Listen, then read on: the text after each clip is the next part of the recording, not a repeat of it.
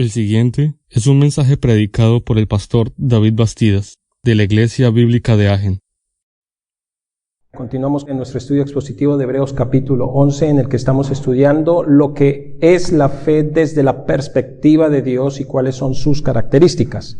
Estamos viendo los hombres y las mujeres también que fueron justificados por Dios al haber puesto su fe en lo que es correcto, en la promesa de Dios de una justicia perfecta efectuada para ellos.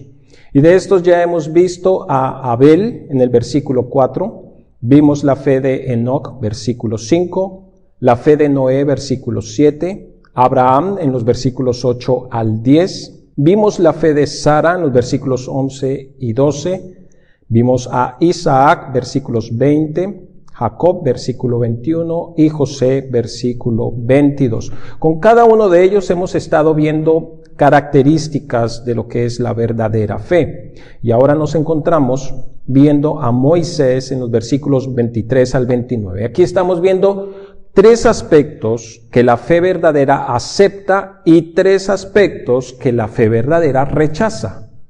La fe verdadera acepta los planes de Dios, versículo 23, acepta la provisión de Dios, versículo 28, y acepta la promesa de Dios, versículo 29. Y la fe verdadera rechaza el prestigio del mundo, versículo 24, el placer y la plenitud que el mundo ofrece, versículos 25 y 26, y el temor del mundo, el temor que trae el mundo, versículo 27. Estamos pasando por cada uno de estos aspectos, pero lo estamos haciendo en el orden bíblico, como está ahí. Y en nuestro estudio pasado ya vimos los versículos 23 al 26, donde vimos la fe verdadera acepta los planes de Dios, versículo 23. La fe verdadera rechaza el prestigio del mundo, versículo 24. Y en tercer lugar, la fe verdadera rechaza los placeres y la plenitud del mundo, versículos 25 y 26. Ahora vamos a continuar con los versículos siguientes. Y en cuarto lugar tenemos que la fe verdadera rechaza el temor del mundo. Versículo 27. Por la fe dejó a Egipto, y estamos hablando de Moisés, no temiendo la ira del rey, porque se sostuvo como viendo al invisible. Este acontecimiento lo tenemos en Éxodo capítulo 2, versículos 11 al 15, cuando Moisés salió de Egipto huyendo del faraón porque el faraón quería matarlo por asesinar a un capataz de esclavos. Dice así la palabra de Dios en Éxodo capítulo 2 versículos 11 al 15. Prestemos atención. En aquellos días sucedió que, crecido ya Moisés, salió a sus hermanos y los vio en sus duras tareas y observó a un egipcio que golpeaba a uno de los hebreos, sus hermanos. Entonces miró a todas partes y viendo que no parecía nadie, mató al egipcio y lo escondió en la arena. Al día siguiente salió y vio a 2 hebreos que reñían. Entonces dijo al que maltrataba al otro: ¿por qué golpeas a tu prójimo? Y él respondió: ¿quién te ha puesto a ti por príncipe y juez sobre nosotros? ¿Piensas matarme como mataste al egipcio? Entonces Moisés tuvo miedo y dijo: ciertamente, esto ha sido descubierto. Oyendo Faraón acerca de este hecho, procuró matar a Moisés, pero Moisés huyó de delante de Faraón y habitó en la tierra de Madián. Muy bien, Moisés ya había rechazado los placeres y la plenitud que el mundo le ofrecía, eso lo vimos anteriormente, y ahora su decisión alcanza un grado mayor, porque tiene que darle la espalda al mundo, su plenitud, que naturalmente causa una tremenda presión en Moisés, pero ahora se le suma a eso un conflicto mayor, el temor de enfrentarse a la ira del rey de Egipto. Este versículo 27 presenta una aparente contradicción con Éxodo 2:14. Dice claramente que Moisés tuvo miedo cuando fue descubierto en su crimen. ¿Cómo entonces encaja con lo que dice Hebreos, versículo 27 en el capítulo 11? No temiendo la ira del rey. Bueno, pues aquí volvemos a ver lo que habíamos visto en el estudio número 6, que la fe verdadera es una fe valiente. La valentía no consiste en la ausencia de miedo, de temor o de pavor, sino en la decisión firme de obrar con seguridad, aún por encima del miedo que se tenga. Como la fe verdadera se basa en la seguridad de las promesas de Dios, eso quiere decir que creerle a Dios y obedecerlo por encima del temor que se tenga a lo desconocido, esa es la valentía que derrotará y vencerá todo temor. Esta es una de las armas más eficaces de Satanás, nuestro enemigo, que aún sigue utilizando. Abraham tuvo miedo de que el rey egipcio lo matara para así de esa manera quedarse con su esposa Sara, que era muy hermosa, muy bella, y por eso él la presentó como su hermana. Génesis 12:12. Unos años después, parece que no hubiera aprendido la lección, hizo exactamente lo mismo ante el rey filisteo. Génesis 22. En los dos casos, él mintió en lugar de confiar en Dios. Miremos más adelante a Aarón, el hermano de Moisés también. También tuvo miedo del pueblo y cedió a su insistencia de hacer un becerro de oro mientras Moisés estaba en el monte Sinaí. Éxodo 32 del 1 al 5. 10 de los 12 espías enviados a Canaán cuando iban a tomar la tierra, 10 de esos espías, ustedes saben, presentaron un informe negativo y exagerado sobre cuán peligroso eran sus habitantes. Y por temor, los israelitas se negaron a tomar la tierra prometida. Números capítulo 13, versículos 32 y 33. Eso trajo como consecuencia el castigo de Dios, de tal manera que los puso a vagar por el desierto 40 años, hasta que la siguiente generación tomara con valentía la tierra que Dios les había prometido. Los israelitas estaban, por ejemplo, aterrados con Goliat, y ninguno se atrevía a enfrentarlo hasta que llegó un joven pastor de ovejas que lo derribó con una sola piedra y le cortó la cabeza con su propia espada, con la espada del gigante. Primera de Samuel capítulo 17. ¿Saben de quién estamos hablando? De David. Los discípulos de Jesús estaban aterrados, llenos de pavor con la tormenta que se levantó en el mar, y el Señor los reprendió por su falta de fe. En Marcos capítulo 4 versículos 38 al 40.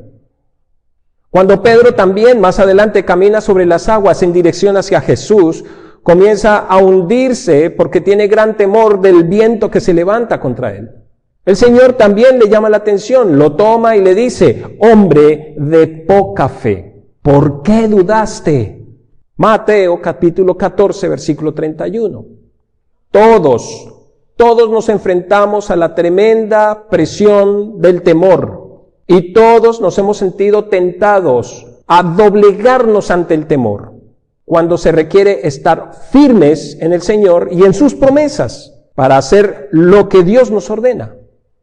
Pero es ahí cuando nuestra fe es fortalecida, es ahí cuando se fortalece. La fe verdadera puede vencer el temor, o el temor puede ahogar nuestra fe. Cuando la fe tiene argumentos verdaderos, entonces puede levantarse con firmeza y pisotear el temor. Nuevamente con esto vemos, la fe no es una cuestión de emociones o de sentimientos. Es una cuestión racional, decisional, que se apoya en argumentos firmes. Actuamos por la razón aún por encima de nuestras emociones. Eso es parte de la fe verdadera. Y eso es lo que vemos en este momento de la vida de Moisés. Debemos tener en cuenta, por favor, que en Éxodo nos está narrando el proceso de una historia detallada. Nos está contando con detalle qué fue lo que sucedió, mientras que por el contrario, la carta a los hebreos nos está hablando de verdades espirituales que ya están implícitas en esas historias que ya acontecieron, y que se supone, para la audiencia hebrea son bien conocidas. Por eso es que el autor de Hebreos no se enfatiza o no da tantos detalles de esas historias bíblicas. Pasa rápidamente mencionando los hombres y las mujeres de fe, porque se supone que estos hombres que son hebreos conocen muy bien la historia de Israel. De manera que el autor de Hebreos está dando por sentado que Moisés al final venció ese temor hacia el faraón egipcio. Y por eso dice que le dio la espalda con valentía, sin tener temor.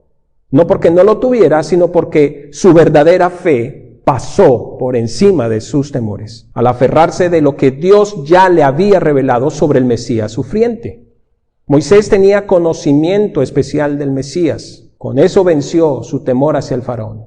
No sabemos qué tanto sabía Moisés acerca del Mesías, pero sabemos que lo sabía, porque el autor de Hebreos nos está diciendo: cuando el Señor lo llamó a salir de Egipto, el Señor tuvo que haberle revelado.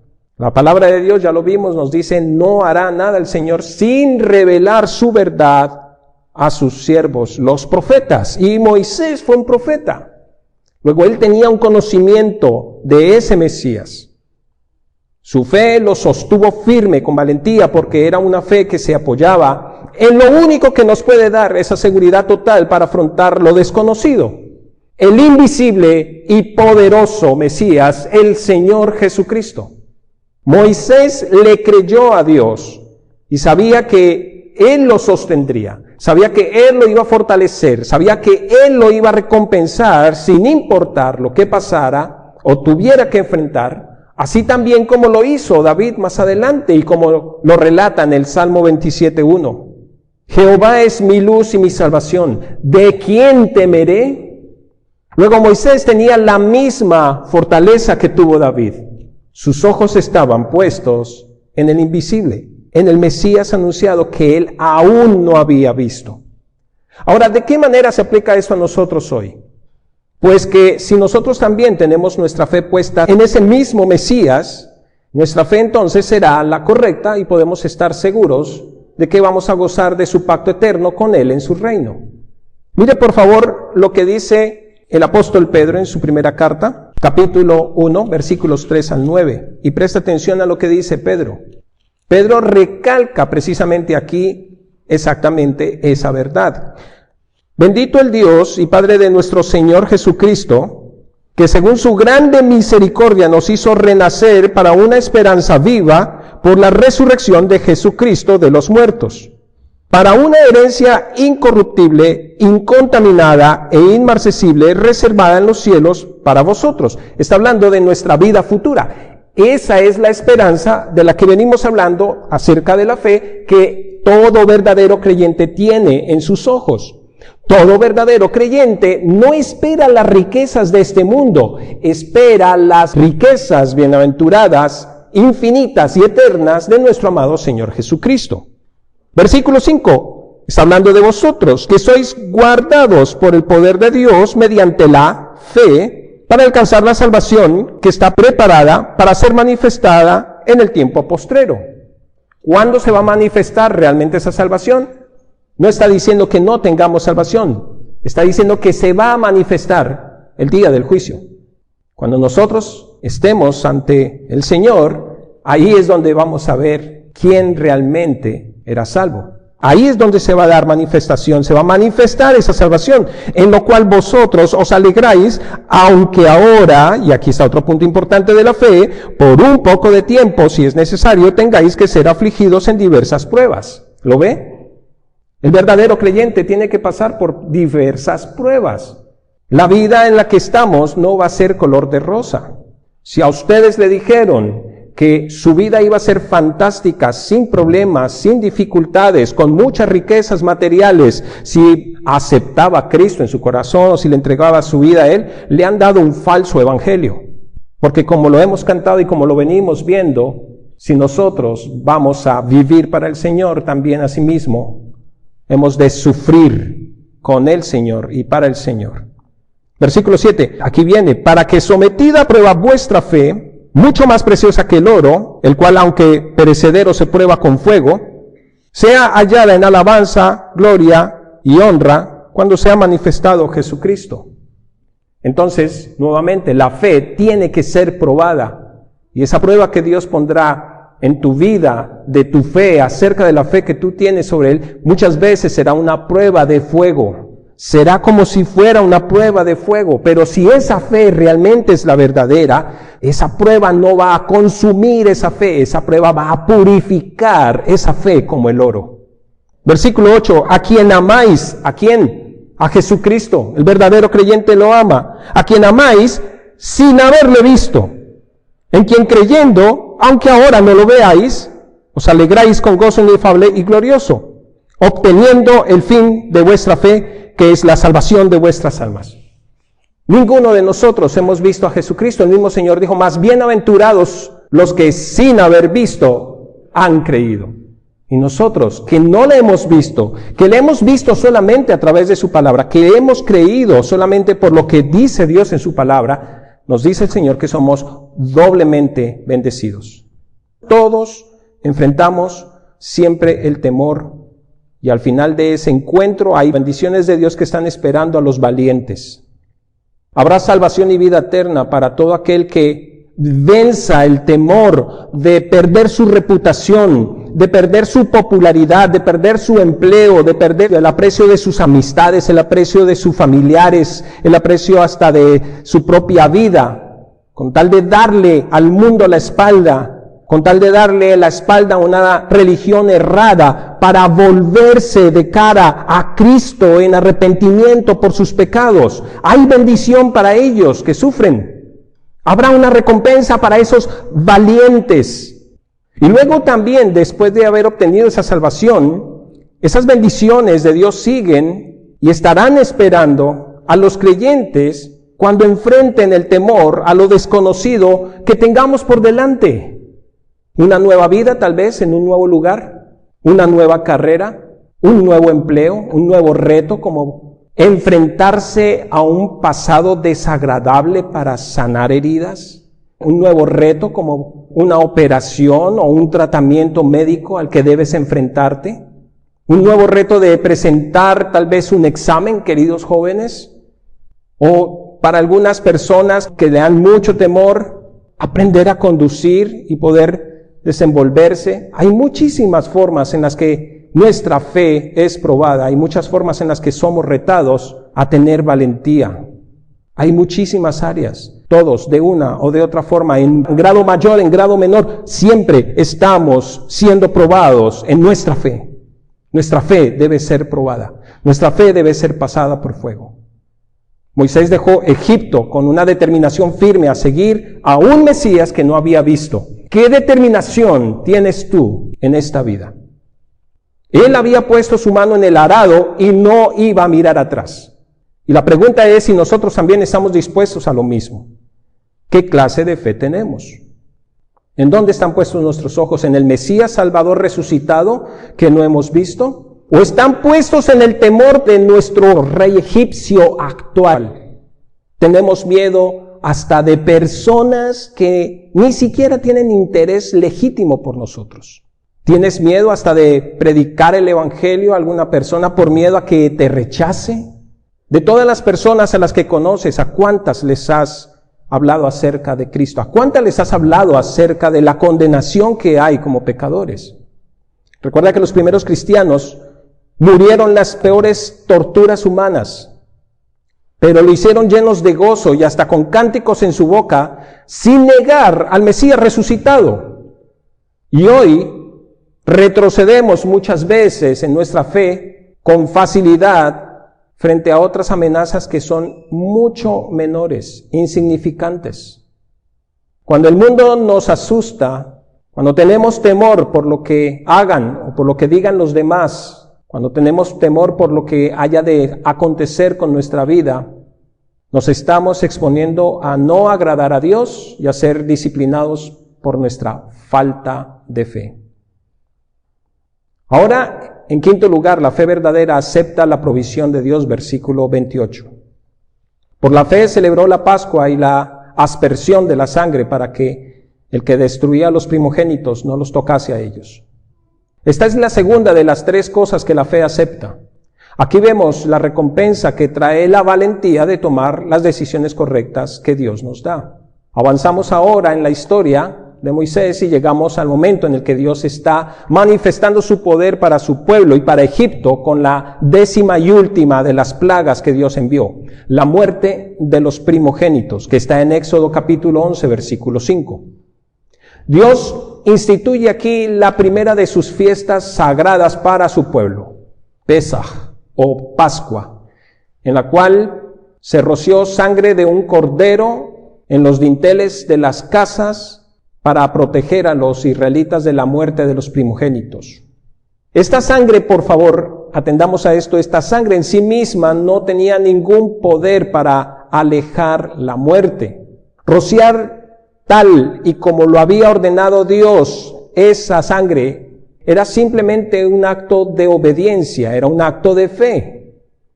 El Señor tampoco comprobó quién era digno dentro de esa casa para que no muriera su primogénito.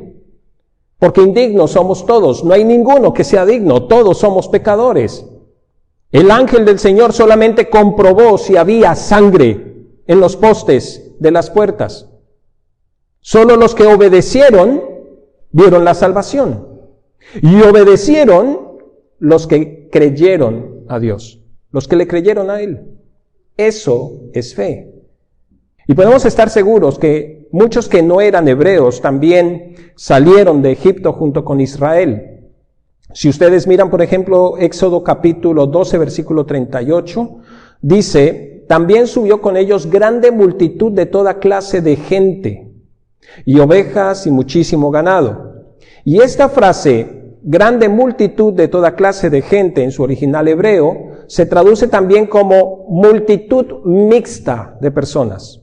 O también en otras versiones se traduce como gente mezclada, lo cual involucra a gentiles, es decir, a no israelitas, algunos egipcios y también otros extranjeros residentes en Egipto que salieron junto con los hebreos, prefigurando así el cumplimiento de la promesa que Dios le había dado a Abraham de bendecir en él a todas las naciones de la tierra.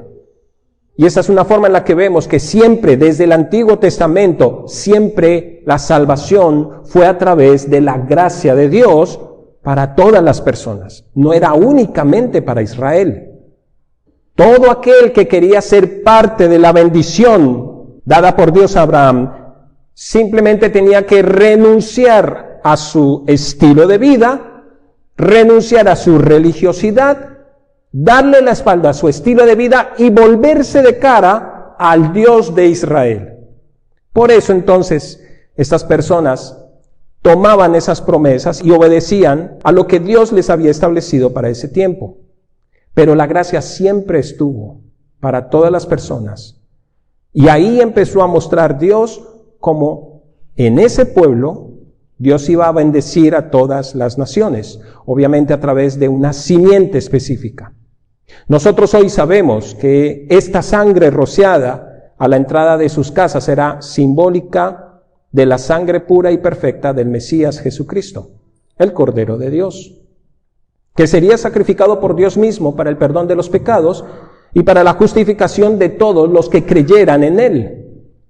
Y Moisés y el pueblo, sabemos que ellos no entendían el significado completo de esa ceremonia. Solamente sabían que era parte del plan de Dios. Dios lo exigió, ellos lo creyeron, le creyeron a Dios y por eso obedecieron y aceptaron lo que Dios les estaba dando. Ellos aceptaron la provisión que Dios les ofreció en ese momento y eso demostró su fe verdadera.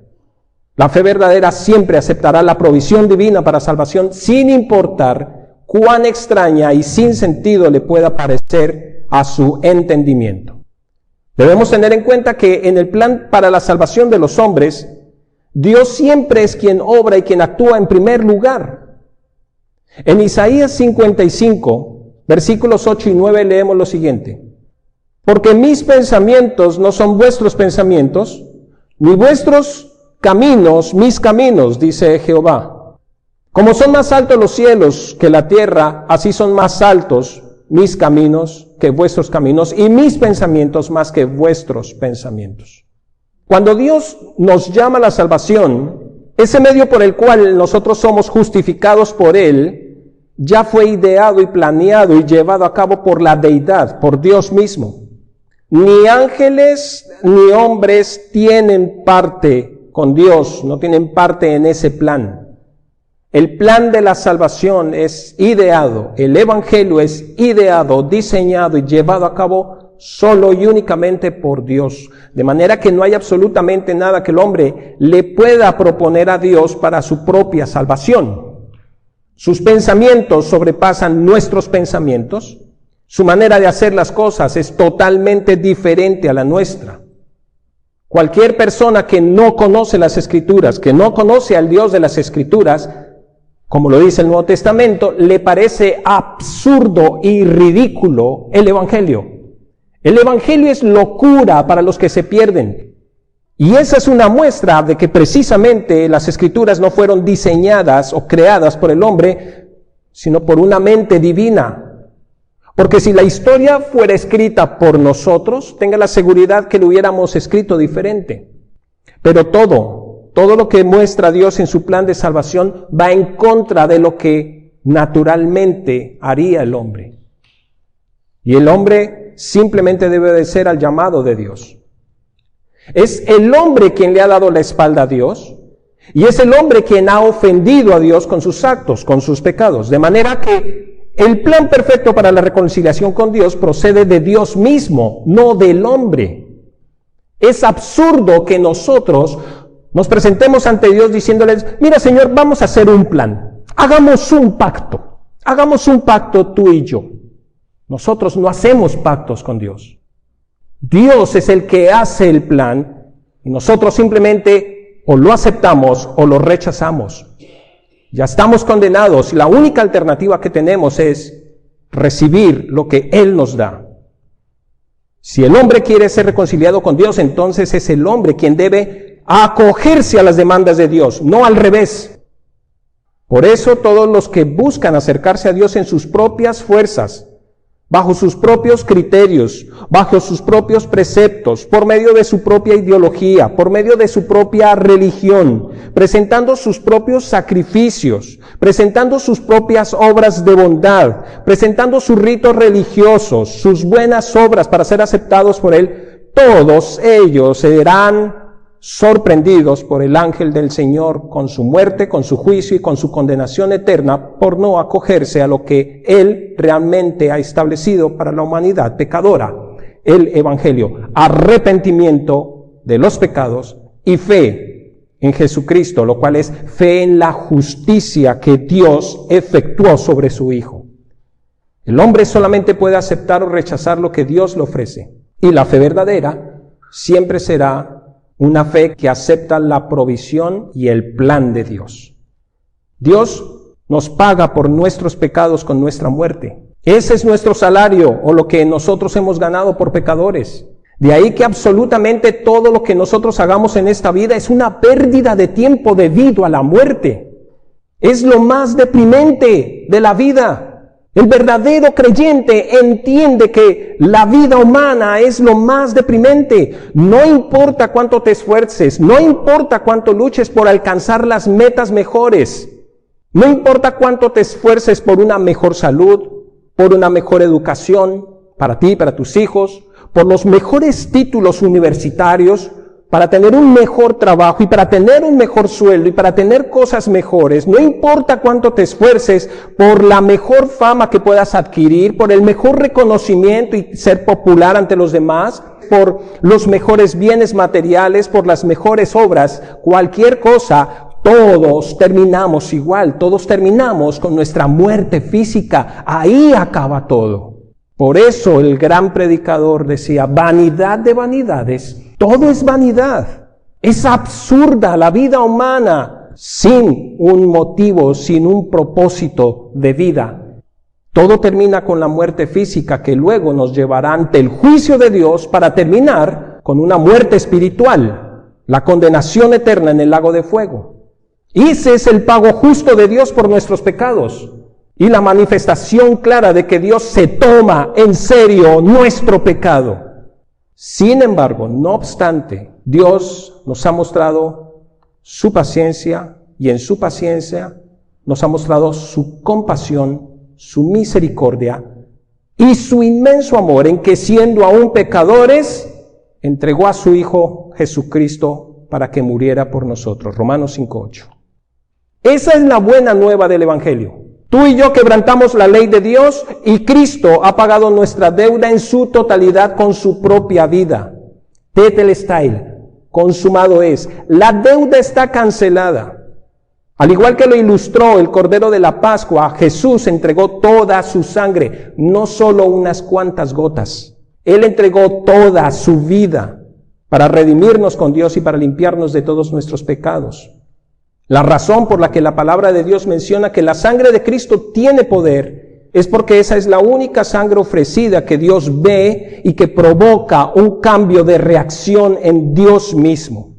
Desde la caída de Adán, todo creyente ha recibido la salvación solamente por la fe, a través de la sangre de Jesucristo, sin importar en qué época viviera. Dios ve la sangre derramada de su Hijo y eso es lo único que apacigua su ira santa que le producen nuestros pecados, porque ahí, sobre su Hijo, fue puesto nuestro pecado y fue vertida la copa de la ira de Dios. El Hijo la bebió por nosotros. Y así pudo lograr nuestra redención total, perfecta y eterna con Dios, que ninguno de nosotros podrá lograr por sus propios medios y que ninguno de los sacrificios del Antiguo Testamento pudo siquiera lograr. Todo está concentrado en Cristo Jesús. Él es más glorioso que todo. Podemos reunir todo el universo total, todas las cosas creadas por Él, ponerlo en una balanza y Cristo pesaría millones y millones de veces más que todo lo creado. Él es el único que puede darnos esa redención, porque Él es eterno como el Padre. El perdón de todos nuestros pecados está solamente bajo su sangre, es decir, bajo su vida entregada y derramada en la cruz del Calvario. Y nuestra justificación ante Dios se encuentra solamente en la justicia que se efectuó sobre Cristo en la cruz a nuestro favor. Por eso, lo único que Dios le pide hacer al hombre es aceptar su provisión total y perfecta. Dios ahora en su paciencia manda a todos los hombres en todo lugar a que se arrepientan de sus pecados y depositen su fe en esa justicia efectuada a su favor sobre su Hijo en la cruz. Hechos 17, 30, 31. Todo aquel que quiera ser redimido con Dios deberá entonces acogerse a la provisión de Dios y luego, después debe aceptar su única provisión divina para la salvación y para ser reconciliado con Dios por la fe en nuestra nueva vida con Cristo que va a continuar también por fe y no por vista en Él, aceptando sus provisiones diarias.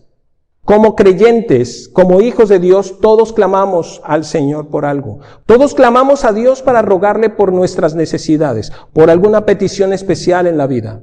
Y Dios se goza en responderle a sus hijos, pero no siempre lo hará como nosotros lo esperamos.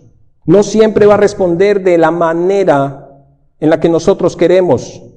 Dios sabe bien lo que es mejor para nosotros. Y Dios tiene un plan perfecto, personal para cada uno de sus hijos. Y por eso Él va a responder de forma diferente a nuestras peticiones. En su tiempo, a su manera y de acuerdo con su voluntad, no con la nuestra. Tendemos a ser muy voluntariosos y no aceptamos un no por respuesta de parte de Dios. Pero eso también es una respuesta.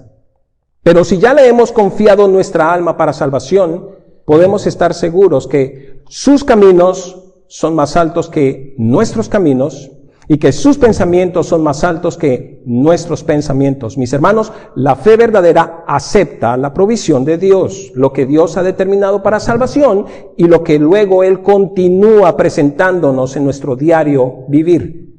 El verdadero creyente acepta siempre la voluntad de Dios para su vida. Por último, en sexto lugar, la fe verdadera acepta la promesa de Dios.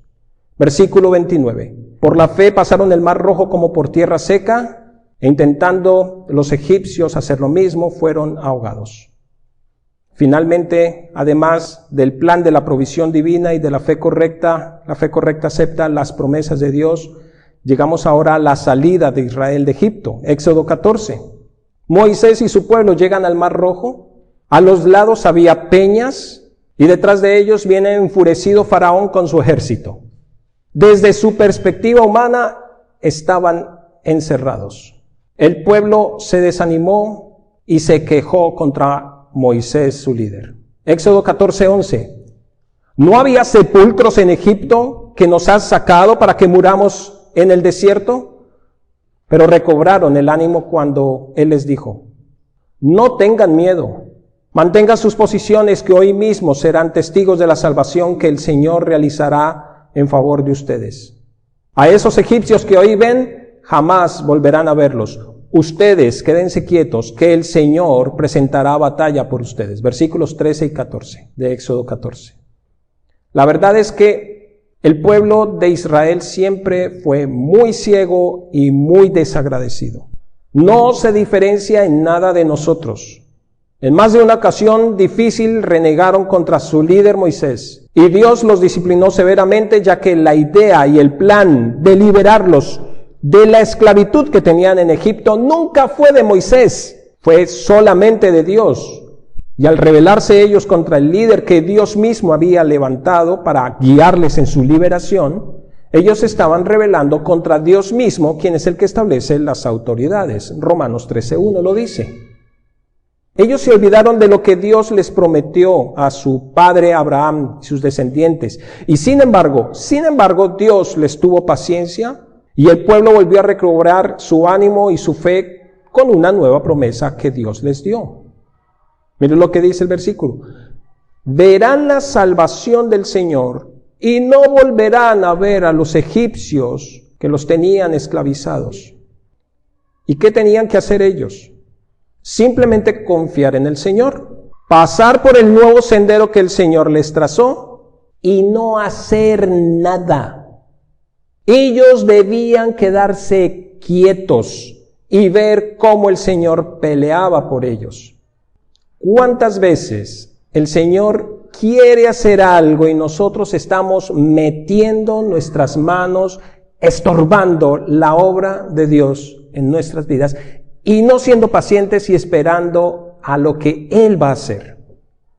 Así como David lo dice también en el Salmo 46:10. Estad quietos y conoced que yo soy Dios. Seré exaltado entre las naciones, enaltecido seré en la tierra. Por la fe aceptaron esa promesa de Dios. Pasaron por medio del mar en seco y vieron cómo el Señor destruía a sus enemigos en ese mismo mar. Y así también el día de hoy, todos los que depositamos nuestra fe en esa justicia efectuada sobre el Mesías sacrificado por Dios, somos bautizados o introducidos, incorporados en el cuerpo de Cristo, en la iglesia. En 1 Corintios capítulo 10 versículos 1 al 12, el apóstol Pablo aclara que el paso por Israel en el Mar Rojo es una prefiguración de un bautismo cristiano, de nuestro bautismo cristiano, que simboliza nuestra separación de la esclavitud al mundo y al pecado, para iniciar una nueva vida en comunión con Dios, una vida de pacto con Él. Nosotros, sin nuestros pecados, morimos junto con el Mesías. Él pagó nuestra deuda y cuando resucitó, nosotros también resucitamos junto con Él para iniciar una nueva vida con Él y para Él. La prueba de la fe siempre radica en confiar en Dios cuando lo único que tenemos son solamente sus promesas. Yo te pregunto, ¿cuántas promesas de Dios conoces? ¿Cuántas promesas de Dios has leído directamente de la palabra de Dios para ti? Cuando estamos encerrados por los problemas, cuando no encontramos solución humana posible, ahí es cuando se prueba nuestra fe. Y atención, ahí es cuando el Señor más se deleita en respondernos, mostrándonos todo su poder, su amor y su fidelidad, haciendo las cosas de la manera más inesperada para nosotros. Él lo hace así porque el Señor quiere forjarnos, para que nos deleitemos más con su presencia en esas dificultades y para que nuestra confianza esté cada vez más puesta en Él y no en lo que Él nos da. El Señor quiere que aprendamos a depender de Él, no de lo que Él nos da. El Señor desea que los suyos aprendamos a vivir por fe y no por vista. Para los fieles al Señor que tienen la fe correcta, la palabra de Dios siempre les será suficiente. ¿Qué promesas de Dios tienes para tu vida ahora que te encuentras encerrado o encerrada en esas situaciones en las que no puedes hacer nada? Espera en el Señor, confía en Él y mira y ve la bendición del Señor, ve la salvación de Dios.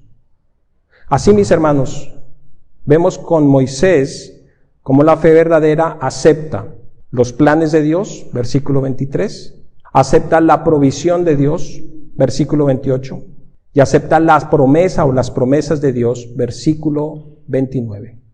Y al mismo tiempo, la fe verdadera rechaza todo el prestigio de este mundo, versículo 24, el placer y la plenitud de este mundo, versículos 25 y 26, y rechaza el temor que este mundo nos imparte, versículo 27.